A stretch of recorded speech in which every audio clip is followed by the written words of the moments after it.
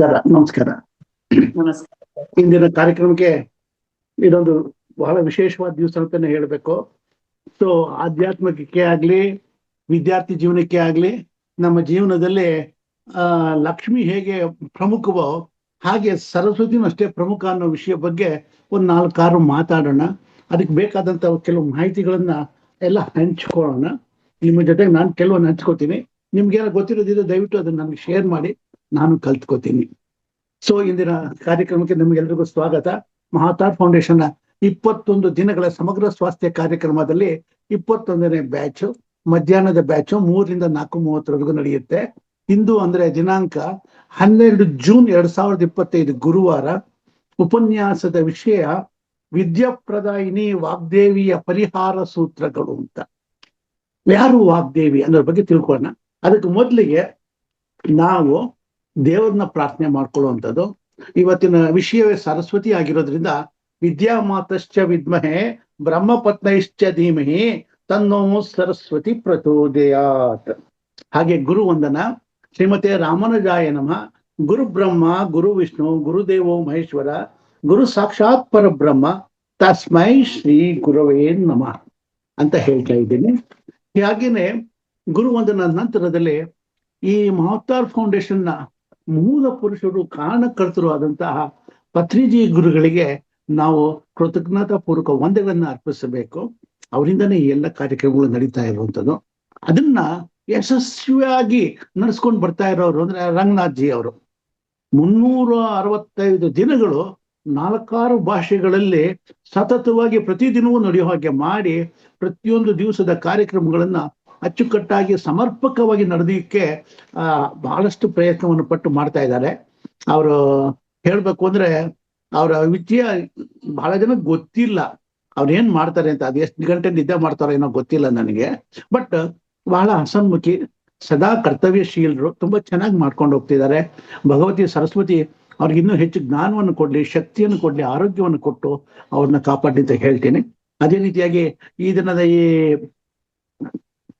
ಮಧ್ಯಾಹ್ನದ ಬ್ಯಾಚಿನಲ್ಲಿ ಯಾರು ಇದ್ದೀರಾ, ಗೀತಾ ನಾಯಕನಹಟ್ಟಿ ಅವರು, ಸುತೇಜಾ ಭಟ್ ಹಾಗೂ ಲಕ್ಷ್ಮೀಕಾಂತಮ್ಮ ಅವರು, ಇವರೆಲ್ಲರಿಗೂ ನನ್ನ ಕೃತಜ್ಞತಾಪೂರ್ವಕ ವಂದನೆಗಳು. ಇನ್ನು ಯಾರಾದ್ರೂ ಇದ್ರೆ ಅದ್ರ ಕಾರ್ಯಕ್ರಮದಲ್ಲಿ ಅವ್ರಿಗೂ ನನ್ನ ವಂದನೆಗಳು. ಈ ಸರಸ್ವತಿ ಬಗ್ಗೆ ಹೇಳ್ಬೇಕು ಅಂತಂದಾಗ ಇವತ್ತಿನ ಕಾರ್ಯಕ್ರಮದಲ್ಲಿ ಬಂದಿರುವಂತ ಎಲ್ಲಾ ಸದಸ್ಯರಿಗೂ ನನ್ನ ನಮಸ್ಕಾರಗಳು. ಇನ್ನು ನಾನು ಶುರು ಮಾಡ್ತೀನಿ. ಸ ಧಾತುವಿನ ಮುಂದೆ ಅಸುನ್ ಪ್ರತ್ಯಯವನ್ನು ಸೇರಿಸಿದಾಗ ಅದು ಸರಸ್ ಎಂಬ ಶಬ್ದ ಉತ್ಪತ್ತಿಯಾಗತ್ತೆ. ಅಂದ್ರೆ ಸರಸ್ವತಿ ಹೇಗ್ ಬರ್ತಾಳೆ ಅನ್ನೋದಕ್ಕೆ ಆ ಸರಸ್ ಪದದ ಅಧಿಷ್ಠಾನ ದೇವಿಯೇ ಸರಸ್ವತಿ ಆಗ್ತಾಳೆ. ಸ ಧಾತುವಿನ ಅರ್ಥ ಚಲನೆ ಅಂತ. ಈ ಚಲನೆಯಲ್ಲಿ ಯಾವುದಾದರೂ ಅಡಚಣೆ ಉಂಟಾದಲ್ಲಿ ಚಲನೆ ನಿಲ್ಲುವುದಿಲ್ಲ, ಅದು ಮೂವ್ ಆಗ್ತಾನೆ ಇರುತ್ತೆ. ಒಂದು ಚಾಲನೆ ನಿಂತರೆ ಅದು ಅಂಧಾಕಾರವಾಗಿ ಪರಿಣಮಿಸುತ್ತೆ, ಅಂದ್ರೆ ಬ್ಲ್ಯಾಕ್ನೆಸ್, ಕತ್ತಲೆ ಆಗತ್ತೆ ಅಂತ. ಇದನ್ನೇ ವಿಜ್ಞಾನವು ಪ್ರತಿಪಾದಿಸುತ್ತೆ. ಅಂಧಕಾರವನ್ನು ತೊಲಗಿಸಿ ಬೆಳಕನ್ನು ಪಸರಿಸುವ ಅಜ್ಞಾನವನ್ನು ತೊಲಗಿಸಿ ಜ್ಞಾನವನ್ನು ನೀಡುವ ಶಕ್ತಿನೇ ಮಹಾಸರಸ್ವತಿ. ಬ್ರಹ್ಮಾತೀತ ಹಾಗೂ ವಾಕ್ಯ ದೇವತೆ ವಾಗ್ದೇವಿ ಆಗಿದ್ದಾಳೆ. ವಾಗ್ದೇವಿ ಅಂದ್ರೆ ವಾಕನ್ನು ಕೊಡುವಂತವಳು. ಯಾರ್ಯಾರು ನೀವು ಸ್ಪಷ್ಟವಾಗಿ ಮಾತಾಡ್ತಿದ್ದೀರಾ, ತುಂಬಾ ಪುಂಖಾನುಪುಂಖವಾಗಿ ನೀವು ಶಬ್ದಗಳು ಬರ್ತಾ ಇದೆ ಅಂತಂದ್ರೆ ಆಕೆಯ ಕೃಪೆ ಇದೆ ಅಂದ್ರೆ ಅಷ್ಟೇನೆ ಬರೋಕ್ ಸಾಧ್ಯ. ಇಲ್ಲದ್ರೆ ಯಾರಿಗೂ ಸಾಧ್ಯನೇ ಇಲ್ಲ. ಸರಸ್ವತಿ ಕೃಪೆ ಮಾಡಿದ್ರೆ ಏನ್ ಬೇಕಾದ್ರೂ ಕೊಡ್ತಾಳೆ. ವಿದ್ಯೆಗೆ ಪೂರಕವಾದ್ದು ಅಕ್ಷರಗಳು ಹುಟ್ಟಿದ ಮೇಲೆ ನಾವು ವಿದ್ಯೆ ಅನ್ನೋದೆಲ್ಲ ಬರ್ಬೇಕಾಗಿ ಬಂದಿದ್ದು. ಮೊದ್ಲಿಗೆ ಏನೂ ಇರ್ಲಿಲ್ಲ, ಮೂಕು ಸನ್ನೆ ಕೈ ಭಾಷೆಗಳೇ ಇತ್ತು. ತದನಂತರದಲ್ಲಿ ಸನ್ನೆ ಭಾಷೆಗಳು ಬಂತು, ಆಮೇಲೆ ಅಕ್ಷರಗಳು ಹುಟ್ಕೊಂಡು ಏನೋ ಮಾಡ್ಕೊಂಡು ಬಂದ್ರು, ಹೀಗೆ ಬೆಳೀತಾ ಬಂತು. ಈ ಆ ಪ್ಲಸ್ ಕ್ಷರ ಅಂತಂದ್ರೆ ಅಕ್ಷರ ಅಂತ ಆಗತ್ತೆ. ಇಲ್ಲಿ ಕ್ಷರ ಅಂದ್ರೆ ನಶಿಸುವುದು ಅಂತ. ಕ್ಷರ ಅಂದ್ರೆ ಶಾಶ್ವತವಲ್ಲದು, ಅಕ್ಷರ ಅಂದ್ರೆ ಶಾಶ್ವತವಾಗಿರುವಂಥದ್ದು. ಸೊ ಶಾಶ್ವತವಾಗಿರುವಂಥದ್ದು ಅಂತ ಹೇಳ್ತೀವಿ. ಅದು ಯಾವತ್ತೂ ನಶಿಸಿ ಹೋಗಲ್ಲ. ವೇದಗಳು, ಶಾಸ್ತ್ರಗಳು ಮತ್ತು ಸಾಹಿತ್ಯದಲ್ಲಿ ಅಕ್ಷರಗಳನ್ನ ಸ್ತ್ರೀ ರೂಪದಲ್ಲಿ ಕೊಂಡಾಡಿದ್ದಾರೆ. ಅಂದ್ರೆ ಸ್ತ್ರೀ ರೂಪಕ್ಕೆ ಸೂಪ ಕೊಡ್ತಾರೆ. ಅಕ್ಷರಗಳಿಗೆ ಫೆಮಿನೈನ್ ಜೆಂಡರ್ ಅಂತ ನಾವು ಫಿಕ್ಸ್ ಮಾಡಿದ್ದಾರೆ. ಹೀಗಾಗಿ ಎಲ್ಲಾ ಭಾಷೆಗಳಲ್ಲೂ ದೇವಿ ಸ್ವರೂಪದಲ್ಲೇ ಭಾಷೆ ಅಕ್ಷರಗಳು ಇವೆ. ಯಾವುದೇ ಭಾಷೆ ತಗೊಳ್ಳಿ, ಅಕ್ಷರಗಳನ್ನ ನಾವು ಮಾತೆ ಅಂತಾನೆ ಕರಿತೀವಿ ಅಂತ. ಈ ಶ್ರದ್ಧಾ ಭಕ್ತಿಯಿಂದ ನಾವು ಈ ಅಕ್ಷರ ಮಾತೆಯನ್ನ ಅಂದ್ರೆ ಸರಸ್ವತಿಯನ್ನ ಪೂಜಿಸಿದಾಗ ಅವಳು ನಮ್ಗೆ ಅನುಕೂಲ ಮಾಡ್ತಾಳೆ. ಯಾವಾಗ ನಾವು ಶಾರದೆ ಅಂದ್ರೆ ಸರಸ್ವತಿಗೆ ನಾನಾ ರೀತಿಯ ಹೆಸರುಗಳಿದೆ, ಇನ್ನು ಕೆಲವಾರು ಹೆಸರುಗಳನ್ನ ಯಾರಾದ್ರೂ ಅವ್ರಿಗೆ ಪ್ರದಾನಿಸಿದ್ದಾರೆ ಅದನ್ನು ಹೇಳೋಣ. ಯಾವಾಗ ಶಾರದೆ ಅಂದ್ರೆ ಸರಸ್ವತಿಯ ಕೃಪೆಗೆ ಪಾತ್ರರಾಗ್ತೀವಿ ಆಗ ನಾವು ಸುಲಭವಾಗಿ ಜ್ಞಾನವನ್ನು ಪಡಿತೀವಿ. ಇದಕ್ಕೆ ಏಜ್ ಯಾವುದೂ ಇಲ್ಲ, ಎಲ್ರೂ ಸರಸ್ವತಿನ ಪ್ರಾರ್ಥನೆ ಮಾಡ್ಬೇಕಾಗತ್ತೆ. ಈಗ ಆಧ್ಯಾತ್ಮದಲ್ಲಿ ನಾವು ಸಕ್ಸಸ್ ಆಗ್ಬೇಕು ಅಂತಂದ್ರೆ ಆಕೆ ನಮ್ಗೆ ಕಾಪಾಡ್ಲೇಬೇಕು, ನಮ್ಗೆ ಅವಳು ಜ್ಞಾನ ಕೊಡ್ಲೇಬೇಕು. ಯಾರಾದ್ರೂ ಧ್ಯಾನಕ್ಕೆ ಬಂದು ಕೂತಿದೀವಿ ಅಂದ್ರೆ ಅವಳ ಪ್ರೇರಣೆ ಇಲ್ಲದೆ ನಮ್ಮ ಹಿಂದಿನ ಜನ್ಮದ ಸುಕೃತ ಸ್ವಲ್ಪ ಬಂದಿದೆ ಅನ್ನೋಕ್ಕೋಸ್ಕರವಾಗಿ ಈ ಸಜ್ಜನ ಸಾಂಗತ್ಯದಲ್ಲಿ ನಾವು ಸೇರ್ತಾ ಇದ್ದೀವಿ ಅಂತ ಅರ್ಥ ಆಗತ್ತೆ. ಪುಸ್ತಕಗಳು ಅಂದ್ರೆ ಅಕ್ಷರಗಳ ಸಮೂಹ ಅಂತ ಆಗತ್ತೆ. ಈ ಅಕ್ಷರಗಳ ಸಮೂಹನೇ ಹೇಳ್ಬೇಕು ಅಂತಂದ್ರೆ ಪುಸ್ತಕಗಳನ್ನ ಜ್ಞಾನದ ಹೆಬ್ಬಾಗಿಲು ಅಂತ ಕರಿತೀವಿ ನಾವು. ಪುಸ್ತಕವು ಸರಸ್ವತಿಯ ಸ್ವರೂಪ ಅಂತಾನು ಹೇಳ್ತೀವಿ ನಾವು. ಐಂ ಬೀಜಾಕ್ಷರಿ ಮಂತ್ರ ಇದು ಸರಸ್ವತಿ ಬೀಜಾಕ್ಷರಿ ಮಂತ್ರ. ಶ್ರೀಂ ಅನ್ನೋದು ಲಕ್ಷ್ಮೀ ಮಂತ್ರ, ಕ್ಲೀಂ ಅನ್ನೋದು ಕಾಳಿಕಾದೇವಿ ಮಂತ್ರ. ಹೀಗೆ ನಾನಾ ರೀತಿಯ ಬೀಜಾಕ್ಷರಿ ಮಂತ್ರಗಳಿದೆ. ಯಾರಿಗೆ ಲಕ್ಷ್ಮಿ ಒಳಿಬೇಕು ಅಂತಂದ್ರೆ, ಲಕ್ಷ್ಮಿ ಅನುಗ್ರಹ ಆಗ್ಬೇಕು ಅಂದ್ರೆ ಶ್ರದ್ಧಾ ಭಕ್ತಿಯಿಂದ ಶುಕ್ರವಾರದಂದು ಮತ್ತೆ ದಿನವೂ ಒಂದು ನಿಯಮಿತ ಕಾಲದಲ್ಲಿ ಸ್ವಲ್ಪವಾಗಿ ಶ್ರೀಂ ಬೀಜಾಕ್ಷರಿ ಮಂತ್ರವನ್ನ ಜಪಿಸ್ತಾ ಬಂದ್ರೆ ಲಕ್ಷ್ಮಿ ಒಲಿತಾಳೆ. ಲಕ್ಷ್ಮಿ ಒಲಿಬೇಕು ಅಂದ್ರೆ ಸುಮ್ಮನೆ ಒಲಿಯೋದಿಲ್ಲ. ಲಕ್ಷ್ಮಿ ಚಪಲೆ ಸೊಡರಂ ಪೋಳ್ವಲ್ ಅಂತ ಹಿಂದೆ ಹೇಳ್ತಾ ಇದ್ರು. ಲಕ್ಷ್ಮಿ ಒಲಿದ್ರೆ ಸರಸ್ವತಿ ಒಲಿಯಲ್ಲ, ಸರಸ್ವತಿ ಒಲಿದ್ರೆ ಲಕ್ಷ್ಮಿ ಒಲಿಯಲ್ಲ ಅಂತ. ಅದೀಗ ಪ್ರೂವ್ ಆಗಲ್ಲ, ಕಲಿಯುಗದಲ್ಲಿ ಎಲ್ಲ ಚೇಂಜ್ ಆಗ್ಬಿಟ್ಟಿದೆ. ಸರಸ್ವತಿ ಒಲಿದ್ರೆ ಲಕ್ಷ್ಮಿ ತಾನೇ ಹಿಂದೆ ಬರ್ತಾಳೆ. ಅದಕ್ಕೆ ಉದಾಹರಣೆ ಅಂದ್ರೆ ನಾವಾಗ ನಮ್ಮ BE ಮಾಡ್ಕೊಂಡ್ರು ಇಂಜಿನಿಯರ್ಸು, ಪೋಸ್ಟ್ ಗ್ರಾಜುಯೇಟ್ಗಳು ಡಿಗ್ರಿಗಳು ತಗೊಂಡಿರೋವಂಥವ್ರು, ಸಾಫ್ಟ್ವೇರ್ ಇಂಜಿನಿಯರ್ಗಳಿಗೆ ನಾವು ಹೇಳ್ಬೋದು. ಅವನ ಕಷ್ಟಪಟ್ಟು ವಿದ್ಯೆ ಮಾಡ್ಕೊಂಡು ಡಿಗ್ರಿ ಮಾಡ್ಕೊಂಡು ಈಚೆಗೆ ಬರ್ತಿದಂಗೆನೆ ಅವನಿಗೆ 1,00,000, 2,00,000, 3,00,000 ಸಂಬಳಗಳು ಬರ್ತಾ ಇರುತ್ತೆ. ನಾನ್ ಕೆಲ್ಸಕ್ಕೆ ಸೇರಿದಾಗ 1974ರಲ್ಲಿ 500 ರೂಪಾಯಿ ಸಂಬಳ ಬರ್ತಾ ಇತ್ತು ನಮ್ಗೆ. ಅದ್ರಲ್ಲಿ ಈಗ ತಗೋತಾ ಇರೋದ್ರಲ್ಲಿ ನಾವೊಂದು ಕಾಲ್ ಭಾಗನೂ ನಾವು ತಗೋತಾ ಇದ್ವೋ ಇಲ್ವೋ. ಅಂದ್ರೆ ಹೇಗೆ ಲಕ್ಷ್ಮಿ ಬರ್ತಾಳೆ. ವಿದ್ಯೆಗೆ ಬಹಳಷ್ಟು ಪುರಸ್ಕಾರ ಇದೆ ಕಲಿಯುಗದಲ್ಲಿ. ಇವಾಗ ಬಹಳಷ್ಟು ಬೆಲೆ ಇದೆ. ಇದು ಜ್ಞಾನದ ಹೆಬ್ಬಾಗಿಲು. ಈಗ ಯಾರೇ ಆಗ್ಲಿ ಆಲಸ್ಯ ಮಾಡಬಾರ್ದು. ಆಲಸ್ಯಂ ಅಮೃತಂ ವಿಷಂ ಅಂತ. ಮಕ್ಕಳಿಗೆ ನಾವೊಂದು ಬೇಸಿಕ್ ಫೌಂಡೇಶನ್ ಹಾಕಿ ಕೊಡ್ಬೇಕು. ವಿದ್ಯೆಯತ್ತ ಅವ್ರು ಸಾಗೋದಕ್ಕೆ ಅನುಕೂಲ ಮಾಡ್ಕೊಡ್ಬೇಕು. ಯಾವ ರೀತಿ ಸರಸ್ವತಿಯನ್ನ ಆರಾಧನೆ ಮಾಡೋದ್ರಿಂದ ಇದು ನಮಗೆ ನೆರವಾಗುತ್ತೆ ಅನ್ನೋದನ್ನ ನಾವು ಮುಂದೆ ಕ್ರಮೇಣವಾಗಿ ತಿಳ್ಕೊಳ್ಳೋಣ. ಈ ಐ ಅಂದ್ರೆ ಸರಸ್ವತಿ ಅಂತ. ಸೊನ್ನೆಗೆ ಅದನ್ನು ಅನುಸ್ವಾರದ ಅಂದ್ರೆ ದುಃಖವನ್ನ ಹರಣ ಮಾಡುವಂಥದ್ದು. ಅನ್ನೋದು ಹರಣ ಮಾಡುತ್ತೆ ಅಂತ. ಐಂ ಅಂದಾಗ ದುಃಖವನ್ನು ಪರಿಹರಿಸುವವಳು ಸರಸ್ವತಿ ಅಂತ. ಐಂ ಅರ್ಥ ಅಂದ್ರೆ ಹೇ ತಾಯಿ ಸರಸ್ವತಿ ನನ್ನ ದುಃಖವನ್ನ ನಾಶಗೊಳಿಸು, ವಿದ್ಯೆಯನ್ನು ಪ್ರಸಾದಿಸು ಅಂತ ಪ್ರಾರ್ಥನೆ ಮಾಡ್ಕೊಳ್ಳೋದೇ ಆಗಿದೆ.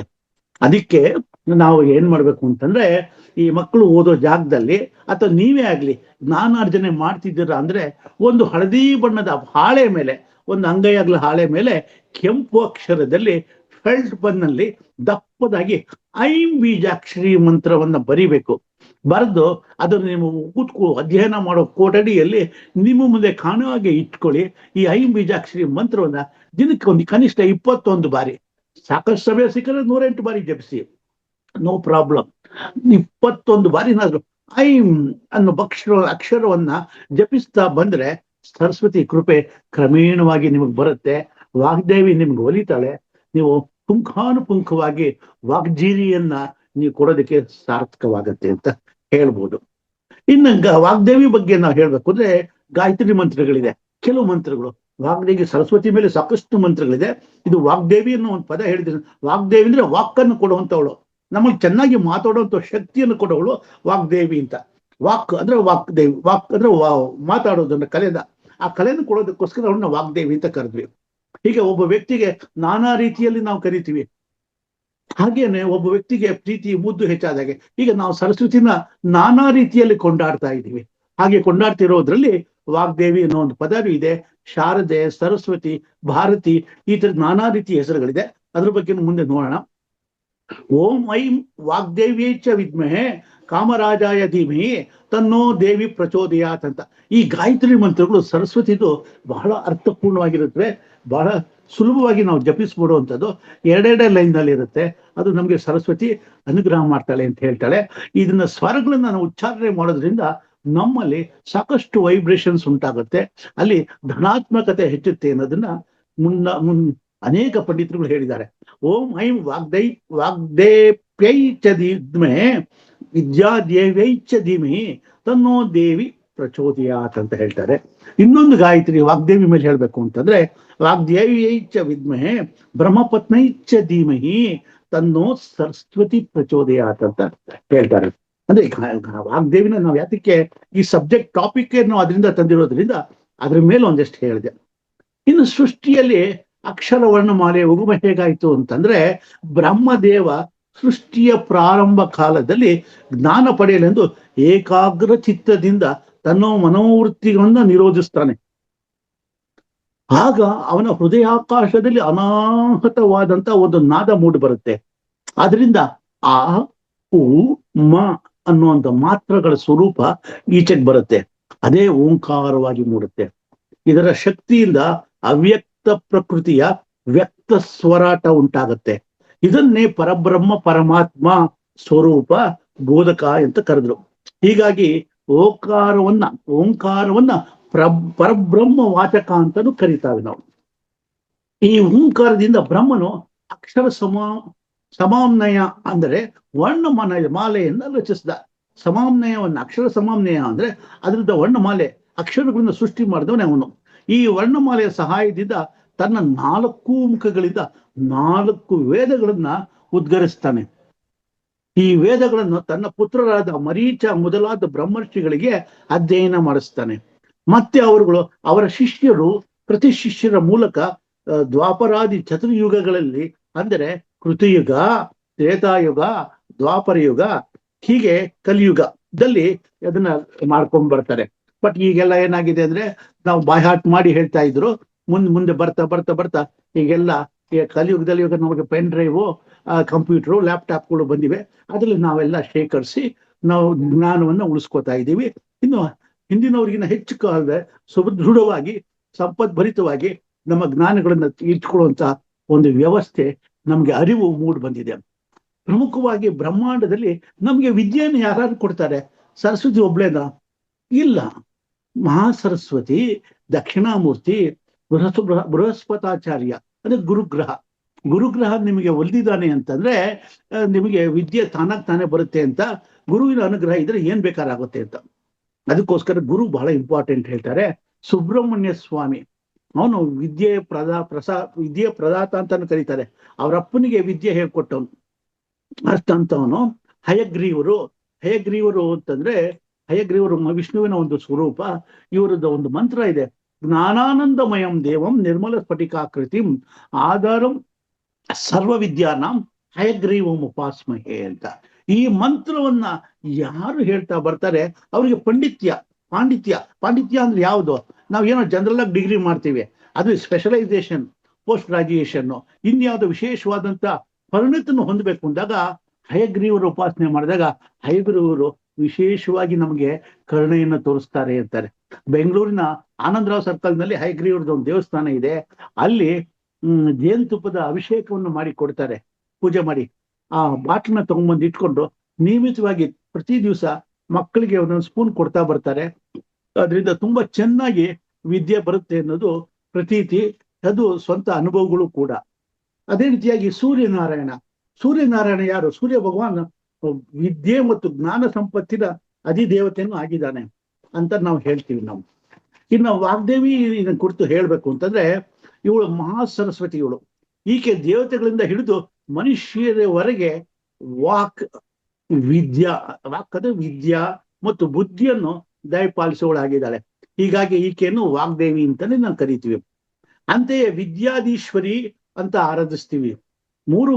ಯಾರು ವಾಗ್ದೇವಿಯನ್ನ ಅರ್ಥಾತ್ ಸರಸ್ವತಿಯನ್ನ ಆರಾಧಿಸುತ್ತಾರೋ ಅವರಿಗೆ ಜ್ಞಾನವನ್ನು ಕೊಡ್ತಾಳೆ ಅಂತ.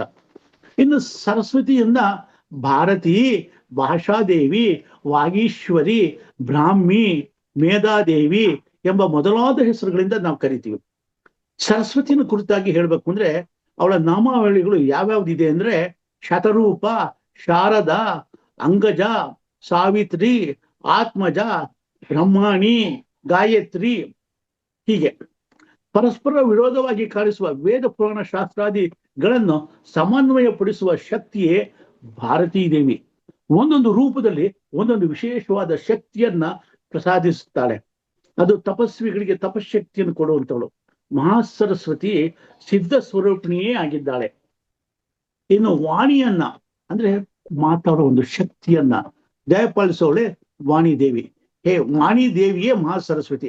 ಶಾರದಾ ದೇವಿಯ ಮಹಾಸರಸ್ವತಿ ಅಂತ ನಾವು ಕರಿತೀವಿ. ಬ್ರಾಹ್ಮಿ ದೇವಿನ ಮಹಾಸರಸ್ವತಿ. ಈ ಬ್ರಾಹ್ಮಿ ದೇವಿ ಬ್ರಹ್ಮನ ಸೃಷ್ಟಿ ಕಾಯಕಕ್ಕೆ ಪ್ರೇರಣಾ ಶಕ್ತಿಯಾಗಿದ್ದಾಳೆ.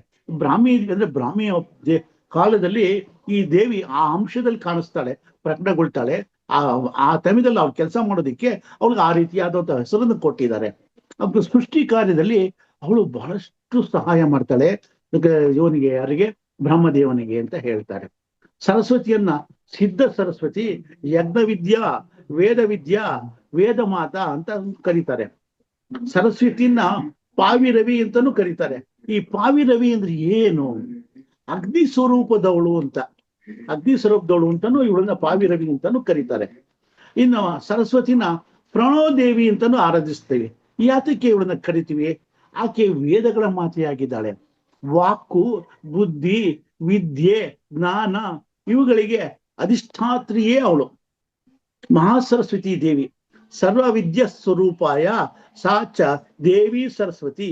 ಅಂದ್ರೆ ಮಹಾಸರಸ್ವತಿ ಸಕಲ ವಿದ್ಯೆಗಳಿಗೆ ಅಧಿದೇವತೆ ಆಗಿದ್ದಾಳೆ ಅಂತಾನೆ ಹೇಳ್ತೀವಿ ನಾವು. ಸರಸ್ವತಿಗೆ ಪದ್ಮ ಮತ್ತು ಕಮಲ ಎನ್ನುವ ಹೆಸರುಗಳು ಇದೆ. ಈ ಎರಡೂ ಪದಗಳ ಅರ್ಥ ನೈದಿಲೆ ಆಗತ್ತೆ. ನೈದಿಲೆಯ ವಿಶೇಷತೆ ಏನಂದ್ರೆ ಅದು ಕೆಸರಿನಲ್ಲಿ ಹುಟ್ಟುತ್ತೆ. ಅಂದ್ರೆ ಅದರ ಕೊಳವೆ ಅಂತ ಕಾಂಡ ಮೇಲಕ್ಕೆ ಬಂದು ಶುಭ್ರವಾದ ನೈದಿಲೆ ಹುಟ್ಟು ಬರುತ್ತೆ. ಕಮಲದ ಹೂ ಹುಟ್ಟು ಬರುತ್ತೆ.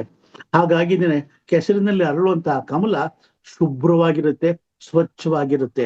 ಹಾಗೆ ನಾವು ಅಷ್ಟೇನೆ, ಎಲ್ಲೇ ಇರ್ಲಿ, ಇಂಥ ಜಾಗದಲ್ಲೇ ಇರ್ಲಿ, ನಮ್ಮ ಮನಸ್ಸನ್ನ ನಿಗ್ರಹಿಸಿ ಒಂದು ಒಳ್ಳೆ ಬುದ್ಧಿಗಳನ್ನ ಕಲಿಯೋದಕ್ಕೆ ಪ್ರೇರೇಪಣೆಗೊಳಿಸ್ಕೊಳ್ಬೇಕು ನಮ್ಮ ಮನುಷ್ಯನ. ಆವಾಗ್ಲೇ ನಮಗೆ ವಿದ್ಯೆ ಅನ್ನೋದು ಒಲಿಯುತ್ತೆ ಅಂತ ಹೇಳ್ತಾರೆ. ಪುರುಷ ದೇವರುಗಳಲ್ಲಿ ಹೇಗೆ ಗಣಪತಿ ವಿದ್ಯಾದಾಯಕ ಆಗಿದ್ದಾನೆ, ಅಂತೆ ಸ್ತ್ರೀ ದೇವತೆಗಳಲ್ಲಿ ಶಾರದೆ ಅರ್ಥಾತ್ ಸರಸ್ವತಿ ನಮಗೆ ಅನುಗ್ರಹವನ್ನು ಕೊಡ್ತಾಳೆ. ಸರಸ್ವತಿ ಹೇಗೆ ಕಾಣಿಸ್ತಾಳೆ? ಬೆಳಗ್ಗೆ ಹೊತ್ತು ಗಾಯತ್ರಿಯಾಗಿ ಕಾಣಿಸ್ತಾಳೆ, ಮಧ್ಯಾಹ್ನದ ಹೊತ್ತು ಸಾವಿತ್ರಿಯಾಗಿ ಕಾಣಿಸ್ತಾಳೆ, ಸಂಜೆ ಸರಸ್ವತಿಯಾಗಿ ಕಾಣಿಸ್ತಾಳೆ. ಸರಸ್ವತಿ ಸರ್ವಾಲಂಕಾರ ಭೂಷಿತೆ, ಶ್ವೇತ ವಸ್ತ್ರಧಾರಣೆ, ಶ್ವೇತ ಕಮಲದ ಮೇಲೆ ಕುಳಿತಿದ್ದಾಳೆ.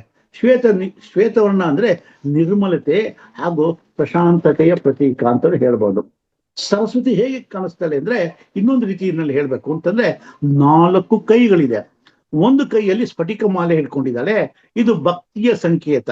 ಸರಸ್ವತಿ ಮಾತೆ ಶುದ್ಧ ಸ್ಫಟಿಕದಷ್ಟೇ ಶುಭ್ರಳು ಅಂತ ಇದರಿಂದ ನಾವು ಪ್ರಸ್ತುತಪಡಿಸಬಹುದು. ಇನ್ನೊಂದು ಕೈನಲ್ಲಿ ಪುಸ್ತಕವನ್ನಂದ್ರೆ ವೇದವನ್ನು ಇಟ್ಕೊಂಡಿದ್ದಾಳೆ. ಇದು ಜ್ಞಾನದ ಸಂಕೇತ ಅಂತ. ಇನ್ನು 3ನೇ ಮತ್ತು 4 ಕೈಗಳಲ್ಲಿ ಅಂದರೆ 2 ಕೈಗಳಲ್ಲಿ ವೀಣೆಯನ್ನು ನುಡಿಸುತ್ತಿರುವಂತೆ ಕುಳಿತಿದ್ದಾಳೆ. ಇದು ಕಲೆಯ ಸ್ವರೂಪ. ಒಟ್ಟಾರೆ ಹೇಳಬೇಕಂದ್ರೆ ಸರಸ್ವತಿ ಜ್ಞಾನ ಮತ್ತು ಭಕ್ತಿಯ ಸಂಕೇತ ಅಂತಾನು ಹೇಳ್ಬೋದು. ಸರಸ್ವತಿಯ ಇನ್ನೊಂದು ಕುಳಿತಿರುವ ಭಂಗಿಯಲ್ಲಿ ಹೀಗೆ ವರ್ಣಿಸ್ತಾರೆ: ಸರ ಪ್ಲಸ್ ವತಿ. ಸರಸ್ವತಿ ಅಂದ್ರೆ ಜ್ಞಾನವೆನ್ನುವ ಶಕ್ತಿಯನ್ನ ಪ್ರವಾಹದಂತೆ ಹರಿಸಬಲ್ಲವಳು ಅಂತ. ಒಂದು ಕೈನಲ್ಲಿ ವೀಣೆ, ಇನ್ನೊಂದು ಕೈನಲ್ಲಿ ಗಿಳಿ, 3ನೇ ಕೈನಲ್ಲಿ ಪುಸ್ತಕ, ಮತ್ತೊಂದು ಕೈನಲ್ಲಿ ಅಕ್ಷರ ಮಾಲೆ ಇರ್ತಿರುವಂತ ಒಂದು ತಸ್ವೀರನ್ನು ನೋಡ್ತೀರಾ, ಒಂದು ಫೋಟೋನ ನೋಡಿದಿರಾ, ಕೆಲವು ದೇವಸ್ಥಾನಗಳಲ್ಲಿ ಅದು ಇದೆ. ಈ ವೀಣೆಯನ್ನು ಭುಜಕ್ಕೆ ಒಳಗಿಸಿಕೊಂಡಿರುವಂತ ಆ ಕೈನಲ್ಲಿ ಜಗತ್ತನ್ನೇ ಅನುಗ್ರಹಿಸುವಂತೆ ಕಾಣಿಸುತ್ತೆ ಅಂತ ವರ್ಣಿಸಿದ್ದಾರೆ. ಇನ್ನು ಸರಸ್ವತಿಗೆ 16 ಪ್ರಮುಖ ರೂಪಗಳಿದೆ. ಅವುಗಳಲ್ಲಿ ಪ್ರಧಾನವಾದದ್ದು ಮಯೂರವಾಹಿನಿ, ಹಂಸವಾಹಿನಿ, ಪದ್ಮಾಸಿನಿ ಅಂತ. ಇನ್ನು ಆಧ್ಯಾತ್ಮಿಕದಲ್ಲಿ ನೀವು ಸಿದ್ಧಿ ಮಾಡಬೇಕು ಅಂತಂದ್ರೆ ನಾವು ಹಂಸವಾಹಿನಿ ಮತ್ತು ಪದ್ಮಾಸಿನಿ ರೂಪದಲ್ಲಿರುವ ಸರಸ್ವತಿಯನ್ನ ನಾವು ಆರಾಧಿಸಿದಾಗ ಆಧ್ಯಾತ್ಮಿಕದಲ್ಲಿ ನಾವು ಹೆಚ್ಚು ಶಕ್ತಿಯನ್ನ ಪಡಿತೀವಿ. ಮಯೂರವಾಹಿನಿಯಾಗಿ ಬರುವ ರೂಪದಲ್ಲಿ ಇರುವಂತಹ ಸರಸ್ವತಿನ ನಾವು ಆರಾಧಿಸೋದಾದ್ರೆ ಭೌತಿಕ ಜೀವನದ ಪ್ರಯೋಜನಗಳನ್ನ ನಾವು ಪಡಿತೀವಿ. ವಿದ್ಯಾರ್ಥಿಗಳು ಯಾವ ರೂಪದಲ್ಲಿ ಅವರು ಸರಸ್ವತಿಯನ್ನು ಪೂಜಿಸ್ಬೇಕು ಅಂತಂದ್ರೆ ಬಂಡೆ ಮೇಲೆ ಕೂತಿರೋದು. ಇವತ್ತು ನಾವು ಮುಖ್ಯವಾಗಿ ಹೇಳ್ತಾ ಇರೋದು ನಮ್ಮ ಮಕ್ಕಳ ಬಗ್ಗೆನೂ ಹೇಳ್ತಾ ಇದ್ದೀವಿ. ಮುಂದಿನ ಪೀಳಿಗೆಯವರೇ ನಮ್ಮ ಮುಂದಿನ ದೇಶದ ಪ್ರಜೆಗಳು, ನಮ್ಮ ಸಂಸಾರದ ಪ್ರಜೆಗಳು, ನಮ್ಮ ಸಂಸಾರದ ಕುಟುಂಬದ ರಕ್ಷಕರು, ಉದ್ಧಾರ ಮಾಡುವಂಥವ್ರು, ಕುಲವನ್ನು ಉದ್ಧಾರ ಮಾಡುವಂಥವ್ರು. ಈಗ ಅವ್ರಿಗೆ LKGಗೆಲ್ಲ ಕಲಿಸ್ಬೇಕು ಅಂದ್ರೆ ಲಕ್ಷಾಂತರ ರೂಪಾಯಿ ಖರ್ಚು ಮಾಡ್ತೀವಿ. ಅಲ್ಲಿ ಅವ್ರು ಚೆನ್ನಾಗಿ ಓದಿ ಬೆಳೆದ್ರೆ ಪರವಾಗಿಲ್ಲ, ಓದ್ಲಿಲ್ಲ ಅಂದ್ರೆ ನಮ್ಗೆ ಕಷ್ಟಪಟ್ಟು ದುಡ್ದಂತ ದುಡ್ಡು ವ್ಯರ್ಥವಾಗುತ್ತೆ. ಹಾಗಾಗಿ ಕಲ್ಲು ಬಂಡೆಯ ಮೇಲೆ ಕೂತಿರುವಂತ ಸರಸ್ವತಿ ನಾನಾ ರೂಪದಲ್ಲಿ ಇರೋದು ಬರುತ್ತೆ. ಆದ್ರೆ ಬಂಡೆ ಮೇಲೆ ಕೂತಿರುವಂತ ಸರಸ್ವತಿಯ ಫೋಟೋವನ್ನ ನಾವು ಇಟ್ಕೊಳ್ಳೋದು ಬಹಳ ಸೂಕ್ತ ಅಂತ ಹೇಳ್ತೀವಿ. ಕಲ್ಲು ಬಂಡೆ ಮೇಲೆ ಕೂತಿರುವಂತ ಸರಸ್ವತಿ ಚಿತ್ರಪಟದಲ್ಲಿ ಒಂದು ಕೈನಲ್ಲಿ ಅಕ್ಷಮಾಲೆ, ಅಂದ್ರೆ ಅದು ಅಕ್ಷಮಾಲೆನ ಹಿಡ್ಕೊಂಡಿದ್ದಾಳೆ. ಆಧ್ಯಾತ್ಮಿಕ ವಿದ್ಯೆಗಳ, ಯೋಗ, ತಪಸ್ಸುಗಳ ಹಾಗೂ ಧ್ಯಾನದ ಪ್ರತೀಕ ಅದು. ಇನ್ನೊಂದು ಕೈನಲ್ಲಿ ಪುಸ್ತಕ, ಸಮಸ್ತ ಲೌಕಿಕ ಅಲೌಕಿಕ ವಿದ್ಯೆಗಳನ್ನ ಪ್ರತಿಪಾದಿಸ್ತಾಳೆ. ಎರಡೂ ಕೈನಲ್ಲಿ ಹಿಡಿದಿರುವ ವೀಣೆ ಮಂಜುಳ ಧ್ವನಿ, ಲಲಿತ ಕಲೆ, ಕಲಿಯುವಿಕೆಯ ಸಂಕೇತವಾಗಿದೆ. ಈ ಕಲ್ಲು ಬಂಡೆ ಮೇಲೆ ಕುಳಿತಿರುವ ಸರಸ್ವತಿ ಸ್ಥಿರತೆ ಸಂಕೇತ. ಅಂದರೆ ಒಬ್ಬ ವಿದ್ಯಾರ್ಥಿಗೆ ಸರಸ್ವತಿ ಅನುಗ್ರಹಿಸಬೇಕು ಅಂತಂದ್ರೆ ಆ ಸರಸ್ವತಿ ಅವನಲ್ಲಿ ಸ್ಥಿರವಾಗಿ ನಿಲ್ಬೇಕು. ಅದಕ್ಕೋಸ್ಕರನೇ ನಾವು ಕಲ್ಲು ಬಂಡೆ ಮೇಲೆ ಕೂತಿರುವಂತ ಸರಸ್ವತಿಯನ್ನ ಮಾಡ್ಬೇಕು ಅಂತೀವಿ. ಈಗ ಒಂದು ಚಿತ್ರವನ್ನ ತಮಗೆ ತೋರಿಸ್ತಾ ಇದ್ದೀನಿ.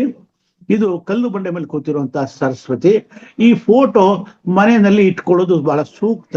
ಇದ್ರ ಮೇಲೆ ಇಟ್ಕೊಂಡಿರುವಂತ ಕಲ್ಲಿನ ಮೇಲೆ ಕೂತಿರುವಂತ ಸರಸ್ವತಿ ಬಂಡೆಯಂತೆ ಸ್ಥಿರವಾಗಿರ್ತಾಳೆ, ಸ್ಥಿರವಾದ ಜ್ಞಾನವನ್ನು ಕೊಡ್ತಾಳೆ ಅಂತ ಅನ್ನೋದನ್ನ ಎಲ್ಲರೂ ಹೇಳ್ತಾರೆ.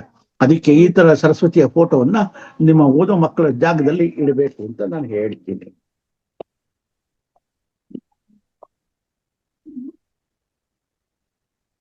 ಹಾಗೇನೆ ಲಕ್ಷ್ಮಿ ಏನ್ ಮಾಡ್ತಾಳೆ, ಲಕ್ಷ್ಮೀ, ಸರಸ್ವತಿ ಮತ್ತು ಪಾರ್ವತಿ ಇವರು ಗಣೇಶನ ಸ್ವರೂಪ ಅಂತಾನೆ ಹೇಳ್ತಾರೆ.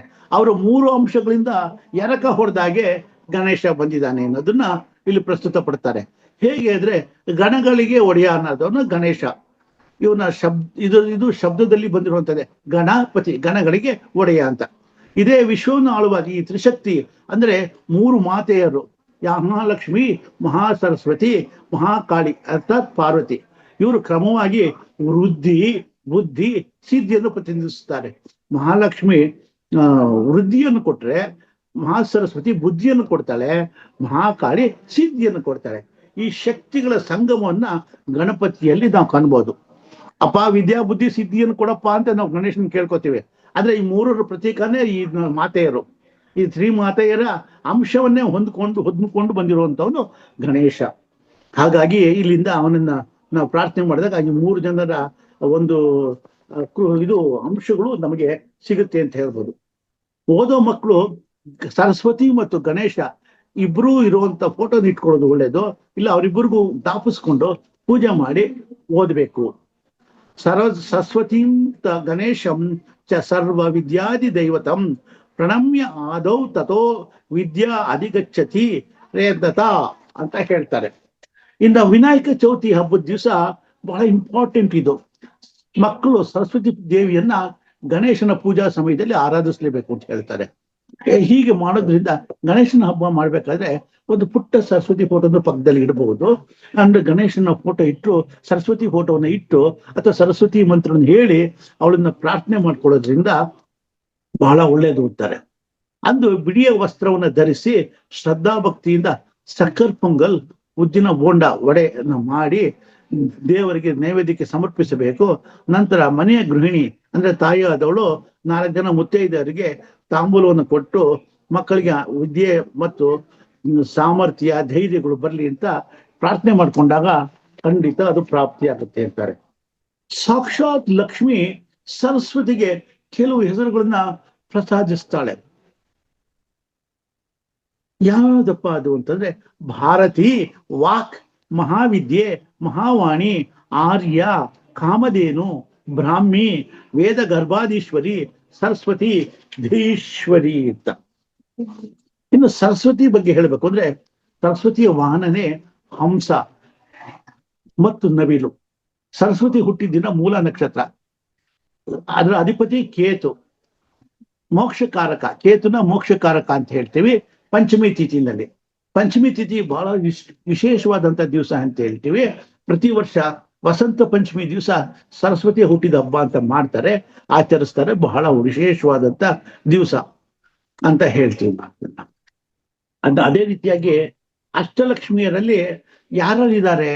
ಆದಿಲಕ್ಷ್ಮಿ, ಸಂತಾನ ಲಕ್ಷ್ಮಿ, ಗಜಲಕ್ಷ್ಮಿ, ಧನಲಕ್ಷ್ಮಿ, ಧಾನ್ಯಲಕ್ಷ್ಮಿ, ವಿಜಯಲಕ್ಷ್ಮಿ, ವಿದ್ಯಾಲಕ್ಷ್ಮಿ, ವೀರಲಕ್ಷ್ಮಿ. ಇಲ್ಲಿ ಅಷ್ಟಲಕ್ಷ್ಮಿಯಲ್ಲಿ ವಿದ್ಯಾಲಕ್ಷ್ಮಿ ಬಂದಿದ್ದಾಳೆ. ಸರಸ್ವತಿನ ಲಕ್ಷ್ಮಿ ಬಿಟ್ಟಿಲ್ಲ ಅಲ್ಲಿ. ತಾನು ಲಕ್ಷ್ಮಿಯ ಸ್ವರೂಪ ಆದ್ರೂ ವಿದ್ಯಾ ಸ್ವರೂಪಳಾಗಿ ನಾನು ಲಕ್ಷ್ಮಿನ ಪೂಜೆ ಮಾಡೋರ್ಗು ಲಾಭ ಕೊಡ್ತೀನಿ, ಅನುಗ್ರಹ ಮಾಡ್ತೀನಿ ಅನ್ನೋದನ್ನ ಇಲ್ಲಿ ಪ್ರಸ್ತಾಪ ಮಾಡಿದ್ದಾರೆ. ವಿದ್ಯಾಲಕ್ಷ್ಮಿ ಅನ್ನೋದು ಮಹಾಸರಸ್ವತಿಯ ಒಂದು ರೂಪನೇ ಆಗಿದೆ. ಶುಕ್ರವಾರದ ದಿವಸ ಪೌರ್ಣಮಿ ದಿವಸ ಸಂಜೆ 6 ಗಂಟೆಯಿಂದ 9 ಗಂಟೆ ಸಮಯದಲ್ಲಿ ಮಹಾಲಕ್ಷ್ಮಿಯ ವಿದ್ಯಾಲಕ್ಷ್ಮಿಯಾಗಿ ಕಂಗೊಳಿಸ್ತಾಳೆ. ಮಹಾಲಕ್ಷ್ಮಿ ಅವತ್ತು 6 ಗಂಟೆಯಿಂದ 9 ಗಂಟೆವರೆಗೆ ವಿದ್ಯಾಲಕ್ಷ್ಮಿಯಾಗಿ ಕಾಣಿಸ್ತಾಳಂತೆ. ಆ ಸಮಯದಲ್ಲಿ ಶ್ರದ್ಧಾ ಭಕ್ತಿಯಿಂದ ವಿದ್ಯಾಲಕ್ಷ್ಮಿದು ಒಂದು ಮಂತ್ರ ಇದೆ. ಇಲ್ಲ ವಿದ್ಯಾಲಕ್ಷ್ಮಿ ಎನ್ನುವ ಅಮ್ಮ ವಿದ್ಯಾಲಕ್ಷ್ಮಿ ನಮಗೆ ಜ್ಞಾನವನ್ನು ಕೊಡು ಅಂತ ನಾವು ಪ್ರಾರ್ಥನೆ ಮಾಡ್ಕೊಂಡ್ರೆ ಖಂಡಿತ ನಮಗೆ ಒಲಿತಾಳೆ, ವಿದ್ಯೆಯನ್ನು ಪ್ರಾಪ್ತಿ ಮಾಡ್ತಾಳೆ ಅಂತ ಹೇಳ್ಬೋದು. ಇನ್ನು ಸರಸ್ವತಿ ಬಗ್ಗೆ ಹೇಳ್ಬೇಕು ಅಂದ್ರೆ ಇವಳನ್ನ ಸರ್ವಕಾಮ ಫಲಪ್ರದೆ ಅಂತ ಕರಿತೀವಿ. ಸರಸ್ವತಿ ತನ್ನ ಭಕ್ತರ ನಾಲಿಗೆ ಮೇಲೆ ಇರ್ತಾಳಂತೆ. ಯಾರಿಗೆ ಚೆನ್ನಾಗಿ ಮಾತಾಡ್ತಾರೆ, ಒಂದು ಶಕ್ತಿ ಬಂದಿದೆ ಅಂತಂದ್ರೆ ಅವಳು ನಾಲಿಗೆ ಮೇಲೆ ಕುಣಿತಾಳೆ ಅಂತ ಹೇಳ್ತಾರೆ. ಇವಳು ಸ್ಮೃತಿ, ವಿದ್ಯೆ, ಕೀರ್ತಿ, ಕವಿತ್ವವನ್ನು ಅನುಗ್ರಹಿಸ್ತಾಳೆ. ಈ ಯಾವ ವಿದ್ಯೆಗಳು ಬೇಕೋ ಅದೆಲ್ಲ ಅವ್ರಿಗೆ ಪ್ರಸಾದಿಸ್ತಾಳೆ. ಸ್ಮರಣ ಶಕ್ತಿ, ಜ್ಞಾನಶಕ್ತಿ, ಬುದ್ಧಿಶಕ್ತಿ, ಪ್ರತಿಭಾಶಕ್ತಿ, ಕಲ್ಪನಾ ಶಕ್ತಿಗಳಿಗೆ ಒಡೆಯಳು. ಸರಸ್ವತಿ ಮಂತ್ರ ಪ್ರಿಯೆ, ಮೋಕ್ಷ ಪ್ರಿಯೆ ಹಾಗೂ ಶೋಭನ ಪ್ರಿಯಳು ಆಗಿದ್ದಾಳೆ. ಅಂತೆಯೇ ಆದಿತ್ಯ ಮಂಡಲದಲ್ಲಿ ಲೀನವಾಗಿದ್ದಾಳೆ.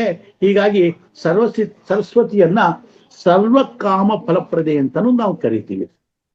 ಇನ್ನು ನಾವು ಸರಸ್ವತಿಗೆ ಎಷ್ಟು ನಮಸ್ಕಾರ ಮಾಡ್ಬೇಕು, ಇದು ಬಹಳ ಮುಖ್ಯವಾದ ವಿಷಯಗಳು ನೀವು ತಿಳ್ಕೊಬೇಕಾಗಿರುವಂಥದ್ದು. ಬಹಳ ಜನಕ್ಕೆ ಗೊತ್ತಿಲ್ಲ. 2-3 ನಮಸ್ಕಾರ ಮಾಡ್ಬಿಡ್ತೀವಿ, ಮಾಡ್ಬಿಡ್ತೀವಿ. ಗಣೇಶನಿಗೆ 21 ನಮಸ್ಕಾರ ಮಾಡ್ಬೇಕು. ಹಾಗೆ ಸರಸ್ವತಿಗೆ 14 ನಮಸ್ಕಾರಗಳು.